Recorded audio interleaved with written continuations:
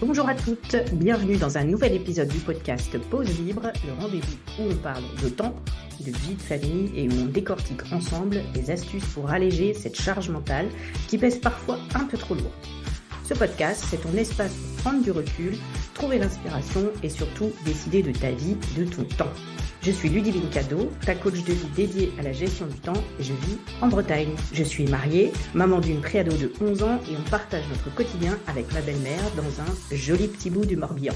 À travers mon entreprise Cadeau Coaching, je me spécialise dans l'accompagnement des mamans qui sont en couple, jonglant entre le travail et la maison, qu'elles soient salariées ou entrepreneurs, tout en ayant une partie, voire la totalité de leur activité professionnelle à domicile. Au cœur de ce podcast, on explore ensemble des solutions pratiques pour gérer notre temps de manière efficace, alléger la charge mentale et créer un équilibre harmonieux entre vie professionnelle et personnelle. Chaque épisode est pensé comme une pause bien méritée où tu pourras trouver des conseils concrets, des anecdotes et parfois un petit grain de folie.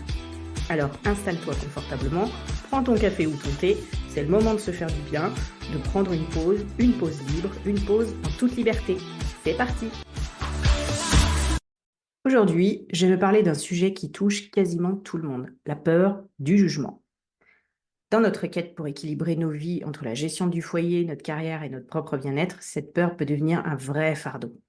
D'abord, on va essayer de comprendre cette peur du jugement. La peur du jugement est un sentiment omniprésent pour de nombreuses femmes et cela peut provenir de diverses sources.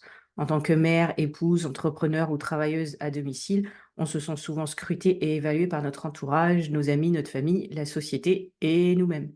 Cette pression constante peut être paralysante et nuire à notre confiance en nous, à notre estime de nous-mêmes et finalement à notre succès. Alors d'où vient cette peur ? La peur du jugement est un sentiment complexe, ancré dans notre psychologie et façonné par diverses influences tout au long de notre vie. Pour mieux la comprendre, examinons certaines sources potentielles de cette peur. En premier, l'enfance et l'éducation. Les premières expériences sociales dans l'enfance ont un impact significatif sur notre perception du jugement. Les parents, les enseignants et les pairs peuvent influencer la confiance en soi d'un enfant en fonction de leurs commentaires et de leurs attentes. Les enfants élevés dans des environnements critiques ou exigeants sont parfois plus susceptibles de développer cette peur du jugement. Les événements traumatisants aussi ou les expériences négatives passées, comme le harcèlement, le rejet ou l'intimidation, peuvent laisser des cicatrices profondes et renforcer la peur du jugement.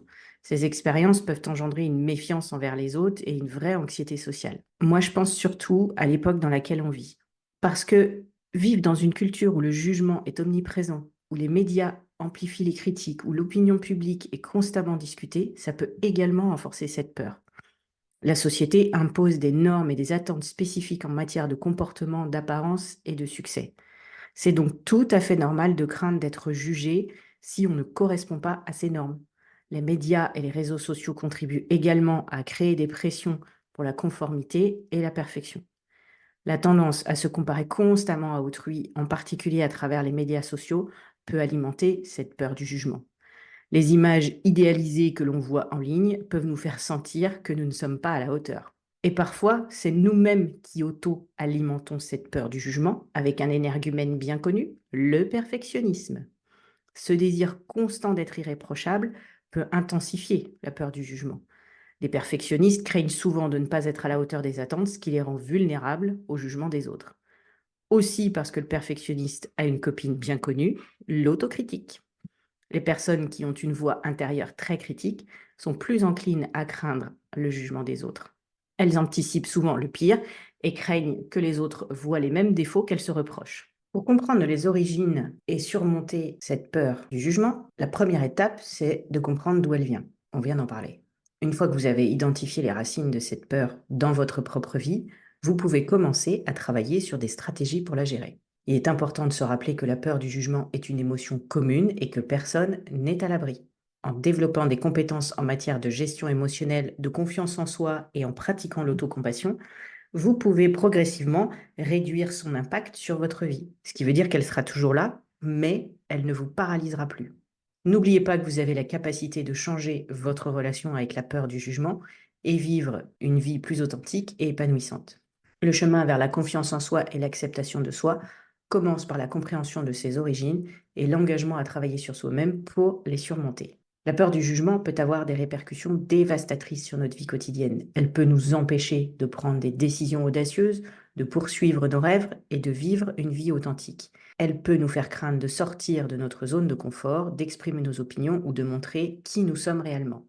Pour ne plus rester paralysé et atteindre ses objectifs personnels, il est essentiel de surmonter la peur du jugement. Voici quelques conseils pour vous aider sur ce chemin. Premièrement, définissez vos priorités. Si vous avez décidé de prendre enfin soin de vous, prenez le temps de réfléchir à ce qui est vraiment important pour vous. Cela vous aidera à rester concentré sur vos objectifs et à vous détacher des opinions des autres. Vous pouvez aller écouter l'épisode numéro 18, Comment prendre soin de soi. Deuxièmement, renforcez votre confiance en vous. Travailler sur votre confiance en vous est crucial. Rappelez-vous vos réussites passées, comme par exemple quand vous vous autorisez à vous poser 10 minutes pour faire un truc qui vous fait du bien, je sais pas moi, écouter un épisode de podcast. Concentrez-vous sur vos victoires, si petites soient-elles au début, et faites preuve d'autocompassion quand vous n'y arrivez pas, parce que c'est normal de ne pas toujours y arriver. Troisièmement, entourez-vous de soutien. Cherchez le soutien de personnes qui vous encouragent et vous soutiennent dans vos objectifs. Quand vous en parlez à votre famille, de vos besoins, de prendre soin de vous, ils ne vous le reprocheront certainement pas. S'ils tiennent à vous, ils n'ont pas envie que vous ne soyez pas bien. Quatrièmement, apprenez à gérer les critiques. Comprenez que les critiques ne sont pas toujours personnelles. Apprenez à les voir comme des opportunités d'apprentissage plutôt que des jugements négatifs. Et enfin, restez fidèle à vous-même, en restant authentique et fidèle à vos valeurs, en agissant en accord avec qui vous êtes vraiment, vous attirerez des personnes qui vous soutiendront pour ce que vous êtes. Si la peur du jugement peut être un obstacle, elle n'est pas insurmontable. N'oubliez pas, vous méritez de vivre la vie que vous avez imaginée. Allez de l'avant avec confiance et détermination. Si vous voulez retrouver du temps pour prendre soin de vous, je vous propose mon e-book « Comment gagner 30 minutes par jour pour soi ». Vous pouvez le télécharger gratuitement dans la description du podcast. Vous y trouverez 3 stratégies pour retrouver du temps. Encore une fois, si vous voulez retrouver du temps pour vous, je l'ai déjà dit et je le redis, ce n'est pas la peine d'attendre un miracle. Ça dépend de vous avant tout et donc de prendre du temps pour cela. Alors prenez le temps de regarder mon e-book et vous aurez déjà fait un premier pas. Le lien est dans la description. Voilà, c'est déjà la fin de cet épisode du podcast Pause Libre. J'espère que tu as pris autant de plaisir à écouter que j'en ai eu à partager ces moments avec toi. Si tu as aimé ce que tu as entendu, n'hésite pas à t'abonner pour ne rien manquer des prochains épisodes. C'est simple, rapide et ça te permettra de rester connecté à cette communauté où on prend soin de soi et de sa vie quotidienne. Et bien sûr, si tu as trouvé des pépites d'inspiration dans cet épisode, partage-les avec tes amis, tes collègues ou toute femme qui pourrait en bénéficier. J'attends aussi tes commentaires avec impatience. Que penses-tu de cet épisode ? Quelles sont tes astuces pour alléger ta charge mentale ? Dis-le-moi dans les commentaires, sur Instagram ou sur LinkedIn. Les liens sont dans le descriptif de l'épisode. Ta voix compte et surtout, tu n'es pas seul. Alors voilà, c'est l'heure de se dire au revoir pour aujourd'hui. Prends soin de toi, de ta famille et de tes projets. Je te souhaite le meilleur, de la sérénité et plein de réussite dans tout ce que tu entreprends. On se retrouve très bientôt pour un nouvel épisode du podcast Pause Libre. D'ici là, n'oublie pas de t'abonner, partager et commenter et surtout de t'accorder le temps dont tu as besoin. À bientôt!